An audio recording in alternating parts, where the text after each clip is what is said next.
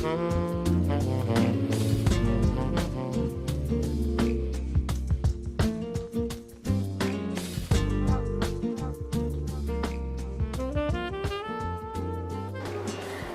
guys, this is Danae over at Cloud Cafe, and today I'm going to teach you guys how to make the perfect espresso shot. So basically I'm going to teach you guys how to use all of the special equipment, the grinder and the espresso machine, and a tamp. And I'm going to teach y'all how to use the grinder and the espresso machine, and why it's so important to get everything right. First we're going to talk about some of the equipment here that we use in the cafe. This is our grinder. We use this one specifically for espresso. Espresso ground beans are very fine, and they're like powdered sugar in texture when you grab them. You have to sort of micromanage your grinder because it changes based on who's working, the temperature outside, how much pressure you're putting on your shots that day. All of that plays a role in how you're going to use your grinder. So we often have to adjust our grinders several times a day, just because if it gets hotter or colder in the room, it will affect the taste and how the grinds work under pressure in the espresso machine. So next we're going to talk about our espresso machine. This is our espresso machine right here. This is our steam wads, and these are our portafilters. This is a portafilter right here, and this is what the coffee goes into after you dispense it from the grinder.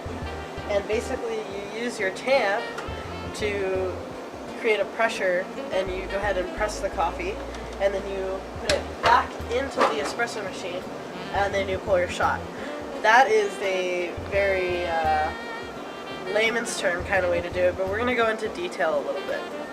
Alright, now that our portafilter is clean, we're going to put it underneath our grinder and start using our dispenser to put the ground coffee into the portafilter.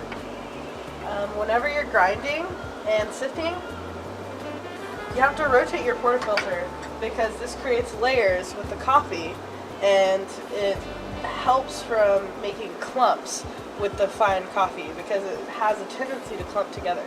So by doing these layers, it helps it not create clumps before you go ahead and groom your espresso, or groom your coffee grounds and then press it.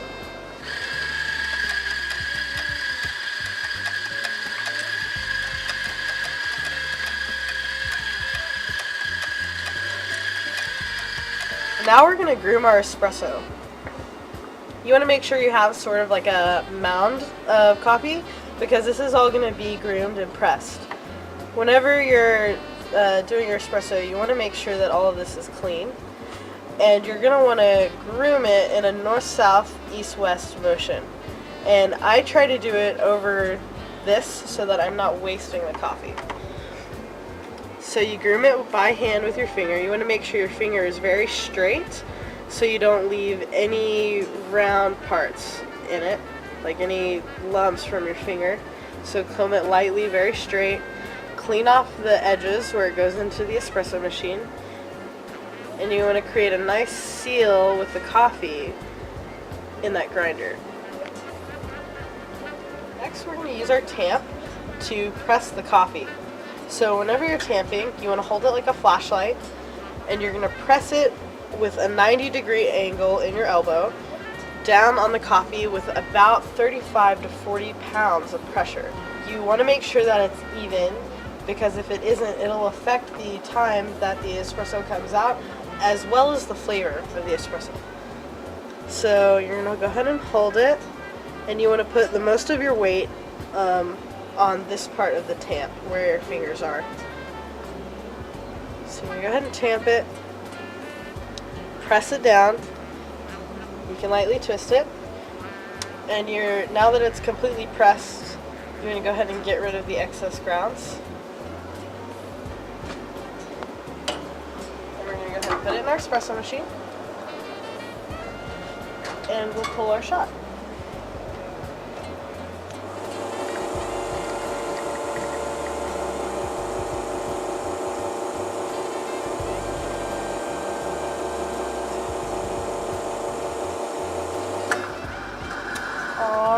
here's our perfect shot. We have 2 shots here, so you can sort of see the difference. This is an old shot. It's been sitting on the counter about 2 minutes. You can tell it's not, the crema is not intact anymore. It's very inconsistent. This one is our new shot. I just pulled less than a minute ago. And the crema is very thick. Whenever you swirl it around, the crema sticks to the sides of the walls. It's very thick. And that's how you can tell that that's a good shot. If your espresso looks like this, whenever you're pulling it, that means it's sitting too long. Thanks for joining us at Cloud Cafe, and we hope that this tutorial was helpful for you.